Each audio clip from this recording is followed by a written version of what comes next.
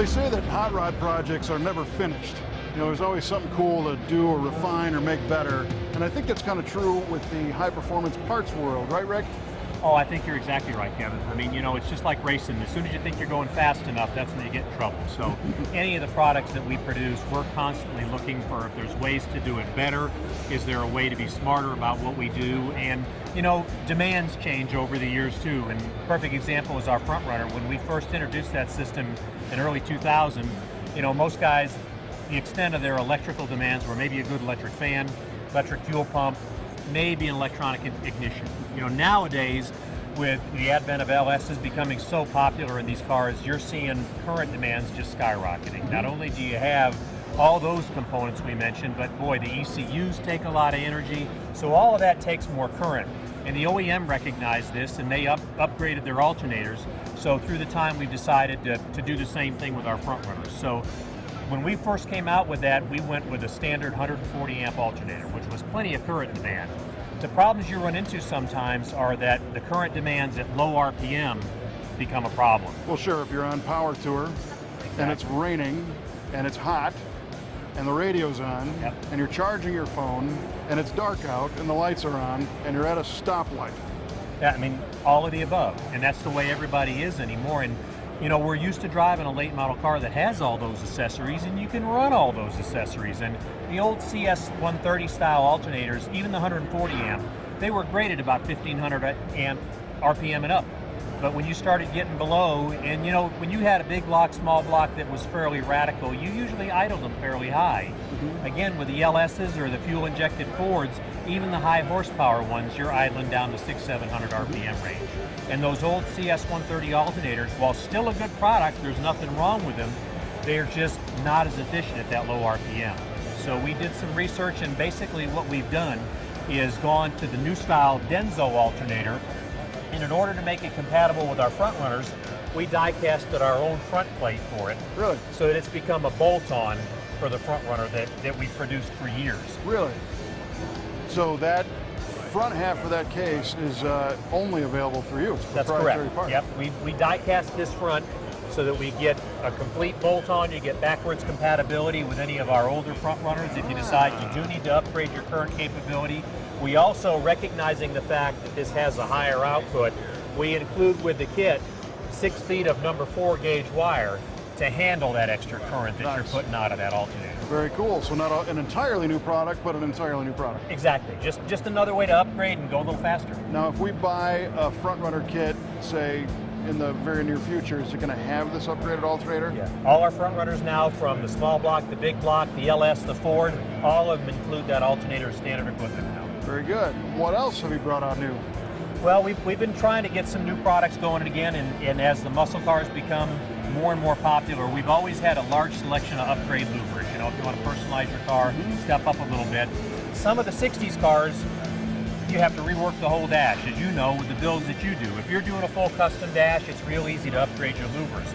If you're keeping the standard dash on 67, 72 Chevy pickup, a Camaro, something like that, where you don't want to completely change the look of the dash, what we've done is designed some new upgrade louver balls that allow you to keep that factory housing and yet move up to an aluminum, billet aluminum louver. Way to dress up the dash a little bit, customize a little bit more without requiring the major surgery and fabrication that you might have to do with a full custom dash. Well, the other problem that solves is if you have an original air car, that louver ball, all the plastic plating is long gone. Yeah. And we're always wondering, what do you do with them? You paint it black, it looks terrible. Right. You can't replate the plastic, so Right. what do you do? So now we can get a billet aluminum piece that I bet could eventually polish itself up even more as you use it. Sure, if you want to polish it, you can do that too. We've got them available in both black anodized and the natural finish, both anodized. So it's a good finish that will stay that way.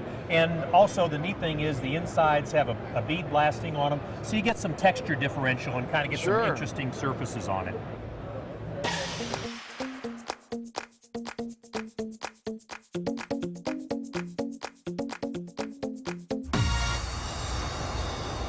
Now in the back of the booth, I'm seeing these underdash units, and these look like one-off custom pieces that you made for the show, or what are we looking at? This is basically the first production run on this, and you know, Kevin, as you're well aware, the old underdash style unit has been around for years, so there's not really anything new as far as ideas of that, but what we've tried to do with this new Heritage Series, you know, nothing says hot rod more than engine turning. It looks awesome. It really does, and you know, mother of pearl has been around, and brushed aluminum, but nobody's kind of put those into an underdash unit that allows you to basically match this up with maybe a gauge panel, some other theme that you're running on your dash. So we've taken an old idea, basically, an old original idea, and given it more of a hot rodder's touch.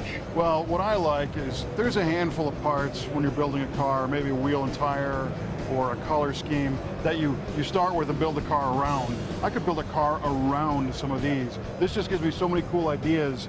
I mean, the mother of pearl, you know, to me it's a pick guard on a Fender Stratocaster. I mean, and put that in a 40 Chevy. I mean, there's all kinds of cool stuff you can do. It's funny you say that. That was basically the inspiration for this. My buddy Steve Tracy at Advanced Plating is a lot of guitar guys, and you know, hot rodders and musicians, that's a big rock and roll, and hot rodding is a big tie. And we thought, what better way to be able to bring that feel, that warm feel into your car than with the mother of pearl. And you know, as when you do your cars, you start with a theme and you stick with that theme through the cars. Those are the ones that really stay with you. And this allows you to carry the theme even through the air conditioning, and it's not something you have to hide. It can be a part of your interior theme. Well, and it's new, but it is also retro in the right way. Yes.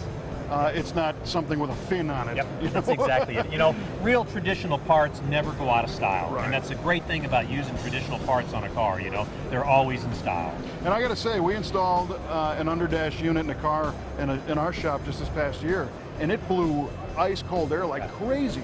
I don't think people realize how good those work. Oh yeah, an underdash unit is extremely efficient. You know, you've got a blower blowing through a coil, blowing it right on you. I mean, it's an extremely efficient way to get cold air delivery. Works great. And now it looks great. And now they look cool. So what's the best place for people to find out more information about all the new stuff? Well, the best place is always the website. We keep it updated, and that's vintageair.com. Also updating on Facebook and a little bit of Instagram as well.